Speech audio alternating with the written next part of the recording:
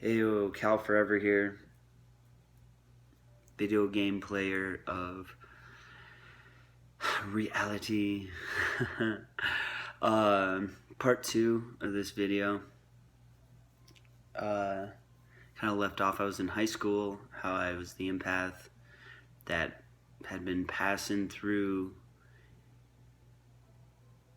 the feelings and the emotions and even physical feelings from other people throughout my life, and how that defined me, and how that built my light body, and how that I feel like that was my purpose to heal and build the new grids for the new earth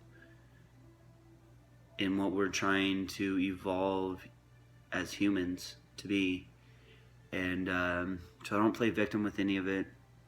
Towards the end of high school, I started getting on a lot of medications, and I kind of did drugs throughout high school. I was kind of a pothead, got in trouble for smoking pot, and so I couldn't smoke pot because I was on probation, and that's what kind of led me to the pills, because they wouldn't show up on drug tests, and so I started abusing pills, which, with the addiction that I had, I don't feel like were even my own. I feel like, now that I look back at it, it was other people's energy, but definitely was not clear to me then.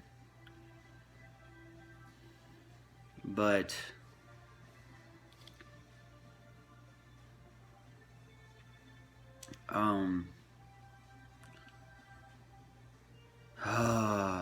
I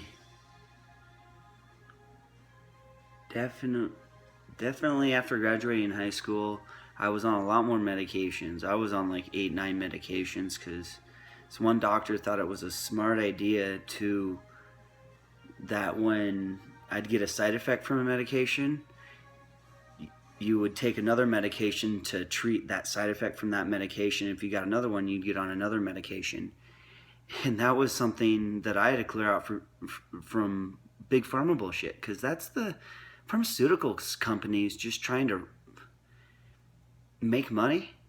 And it's really sad that the big pharmaceutical companies do that, because they have a lot of power. A lot of people take a lot of drugs, a lot of medications, and it made me really sick to be on 8, 9 medications. It made me not feel very good, and I thought like it made me worse, and so I thought that like I was really, really mentally ill, and I thought that because being on so many drugs, so many medications, it made me mentally ill. And so I thought that's like that I had gotten worse, and that's how I became, but that's totally not true. And so like 8, 9 medications, I was definitely finally had to break through it. And I ended up having like a partial like Kundalini awakening, where like I had like a psychic opening, is the best way I can kind of describe it. I didn't totally completely trip out, but like, something just didn't feel right, and like maybe it was just an imbalance from all the medications, but I really feel like I had a third eye opening, my mind's eye open, because like I'd close my eyes and I'd see a lot of colors, and I had kind of been seeing that for a while, and I kind of got used to it. I thought that's kind of how it was. That's just kind of what happens when you close your eyes. You see colors. Now it's totally different, because I can see my hand in front of my face. I can see the outlines of the walls, and my eyes are like closed. Like I can see the world around me with these 2 eyes closed, because the non-physical eye can pick up the energies on everything. But then it was just like colors, and so it's like I had the psychic opening, and I ended up having to move back into my parents' house, and I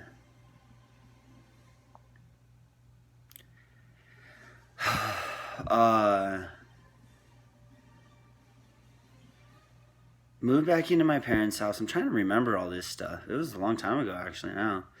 And I ended up admitting myself into like a mental hospital, because I didn't feel safe, which was somewhere where I needed to be, I guess, not for being mentally ill, though, because I wasn't. The doctors said that I had a psychotic episode, but I actually had a psychic opening where I was psychic and psychically aware.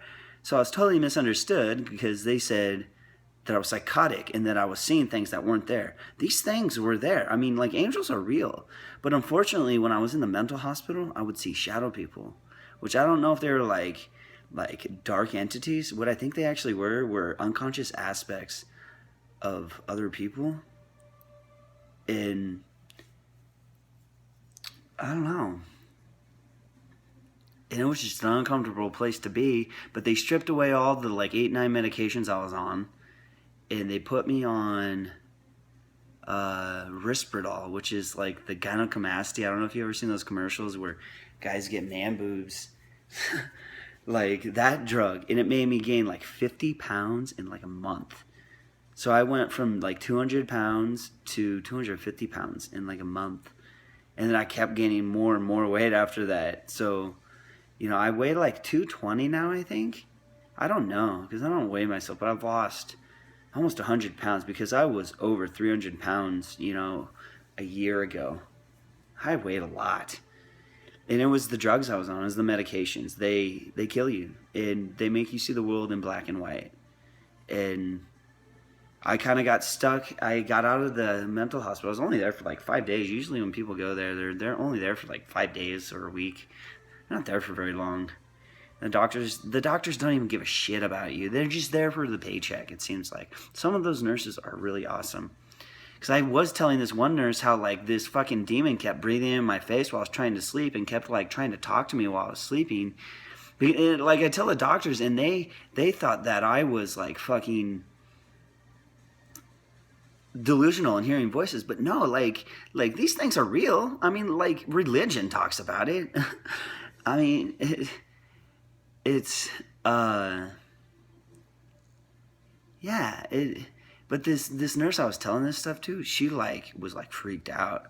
There was one night where I like was fast asleep and like had like an experience and fucking woke up and like freaked out, like, and went out of my room and then like told the nurse like, oh my god, like there's some like evil force in there like trying to hurt me, and they fucking gave me a shot in my arm of Benadryl and Halidol.